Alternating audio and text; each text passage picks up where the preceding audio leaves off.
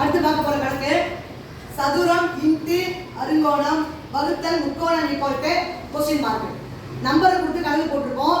இப்போ வடிவங்கள் உருவங்கள் கொடுத்து அந்த கணக்கை நம்ம போட போறோம். இந்த கணக்கை பொறுத்த வரைக்கும் போர்ட்னஸ் விதியை பயன்படுத்தி போட போறோம்.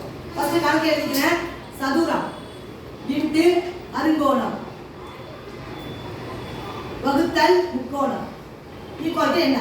இப்ப பாருங்க, சதுரம் என்பது என்ன? 4, அருங்கோணம் 6, வகுத்தல் முக்கோணம் அது 3.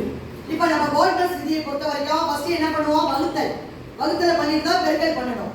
அப்ப 4 இன்டு 6 வகுத்தல் 3 இது பிராக்கெட் ஆஃப் 4 அப்படியே போடுறோம். பெருக்கல் 6 3 வகுத்தா 2.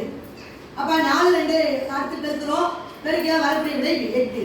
அப்ப இந்த கணக்கை பொறுத்த வரைக்கும் ஆன்சர் வந்து 8. இந்த படங்களை வச்சு நம்ம என்ன கண்டுபிடிச்சிருக்கோம்? போர்ட்னஸ் விதியை பயன்படுத்தி ஃபர்ஸ்ட் வகுத்தல் அப்புறம் பெருக்கல். ஆன்சர் என்ன கிடைச்சிருக்கு? 8. புரிஞ்சுக்கலாம் இருக்கும்.